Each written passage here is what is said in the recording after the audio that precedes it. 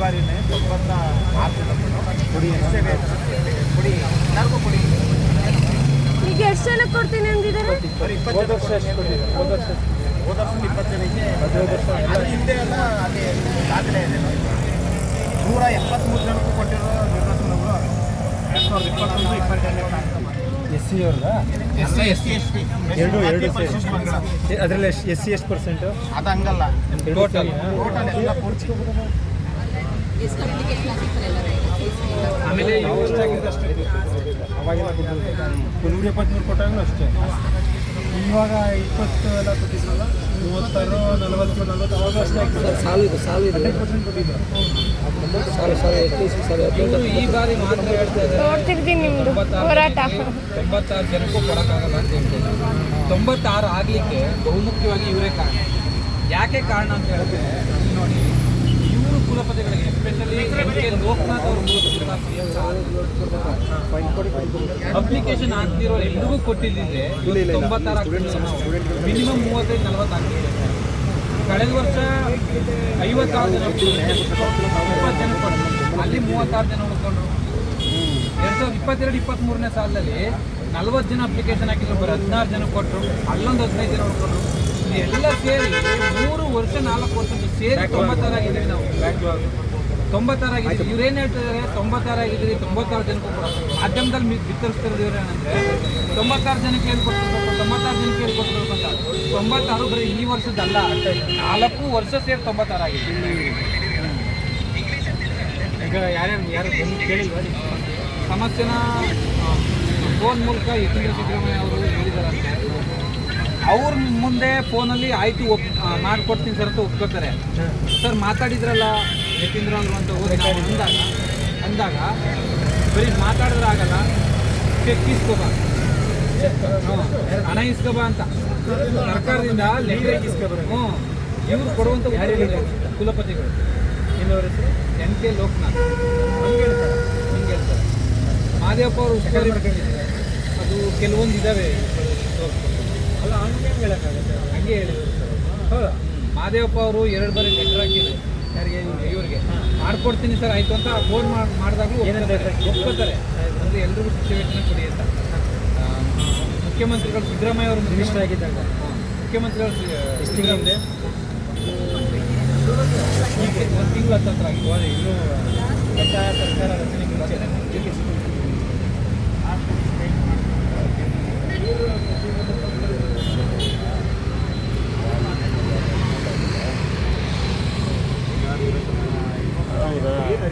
ಆಮೇಲೆ ಸಣ್ಣ ಹಬ್ಬದ ವಿಚಾರ ಹೆಂಗೆ ಎಲ್ಲ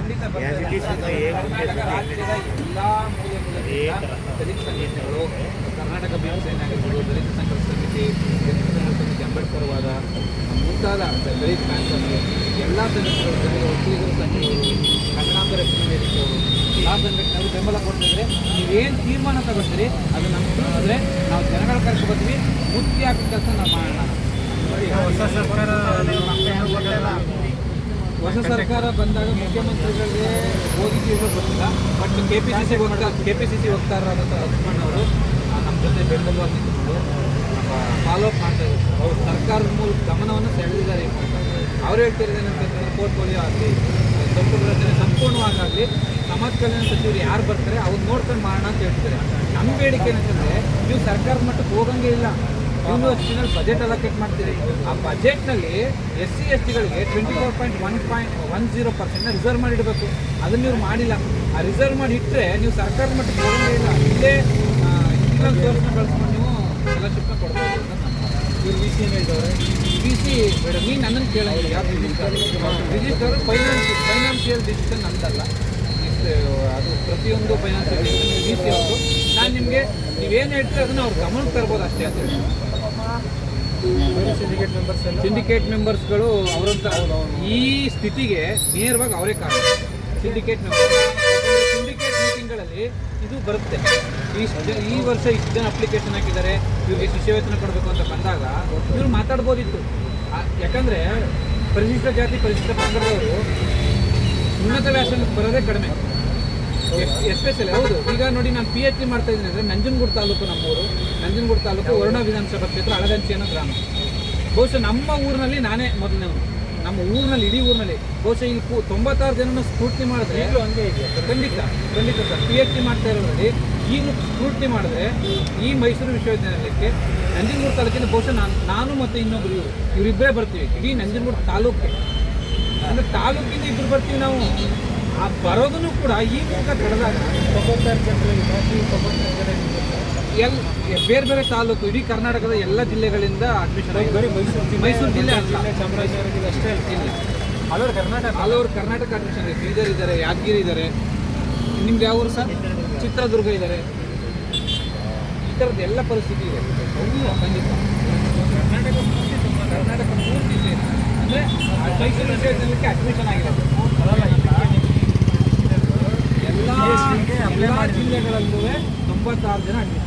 ಇಡೀ ಕರ್ನಾಟಕ ಸೇರಿ 96 ಜನ. ಕರ್ನಾಟಕದ ಎಲ್ಲ ಜಿಲ್ಲೆಗಳಿಂದ ವಿಶ್ವವಿದ್ಯಾನಿಲಯಕ್ಕೆ ಅಡ್ಮಿಷನ್ ಆಗಿರೋದು 96.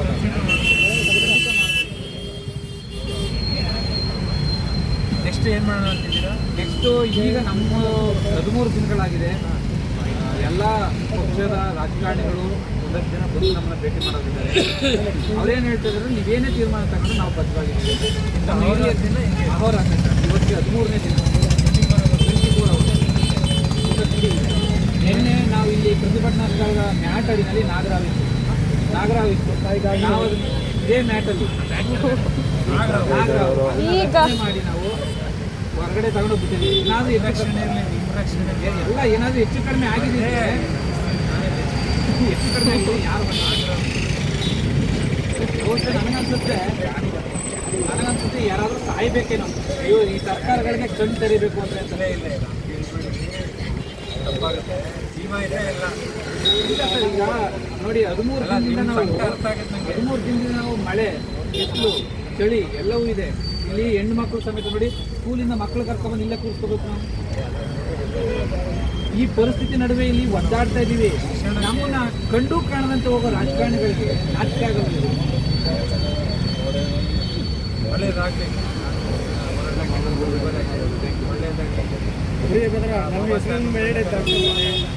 ಈಗ ಶೋಷಿತ ಸಮುದಾಯಕ್ಕೆ ಒಂದು ಶಕ್ತಿ ಇತಿಹಾಸ. ಈಗ ವಿದ್ಯೆ ಅನ್ನೋದು ಭಾಳ ಇಂಪಾರ್ಟೆಂಟ್. ವಿದ್ಯಾವಂತರೇ ದೊಡ್ಡ ಮಾಡ್ತಾರೆ. ಆದರೂ ವಿದ್ಯೆ ಬೇಕು. ವಿದ್ಯೆ ಅಂದರೆ ಸ್ವಲ್ಪ ವಿದ್ಯಾವಂತರಲ್ಲೂ ಅವಿದ್ಯಾವಂತರಲ್ಲೂ ತುಂಬ ವಿದ್ಯೆ ಏನೋ ನಾವು ತಿಳ್ಕೋಬೇಕು. ಜ್ಞಾನ, ಕೆಲಸ ಕಾರ್ಯ, ಆಮೇಲೆ ವಿದ್ಯೆ ಬೇಕು. ನೀವು PhD ಮಾಡ್ತಿದ್ದೀರಾ, ಅದು ಈ ಶೋಷಿತ ಸಮುದಾಯಕ್ಕೆ ಅವಶ್ಯಕತೆ ಇದೆ. ನೀವು ಹೇಳಿದ್ರೆ ನಾವು ಹಳ್ಳಿನ ಪ್ರಶ್ನೆ ಅಂತ ಅರ್ಥ ಆಗತ್ತೆ ನನಗೆ. ಇವತ್ತು ಇಷ್ಟೆಲ್ಲ ರಿಸರ್ವೇಷನ್ ಕೊಟ್ಟರು, ಇಷ್ಟೆಲ್ಲ ಆದರೂ ತುಂಬ ಮುಂದೆ ಬಂದಿದೆ ಸಮಾಜ, ಮುಂದಿದೆ ಸಮಾಜ. ಆದರೆ ಇನ್ನೂ ಪೂರ್ತಿ ಬಂದಿಲ್ಲ. 3% ಆಗಬೇಕು. 3% ಆದಮೇಲೆ ಅದು ಬೇರೆ ಹೊಸ ಇದಾಗುತ್ತೆ. ಫಸ್ಟು ಏನಂದರೆ ನಾವು ಈಕ್ವಲ್ ಎಕ್ವಿಲಿಬ್ರಿಯಮ್ ಬರಬೇಕು. ಈಗ ಮೇಲ್ಜಾತಿ ಒಂದು ಮೇಲ್ವರ್ಗ ಇದೆ, ಕೆಳಜಾತಿ ಕೆಳಗಡೆ ಇದೆ.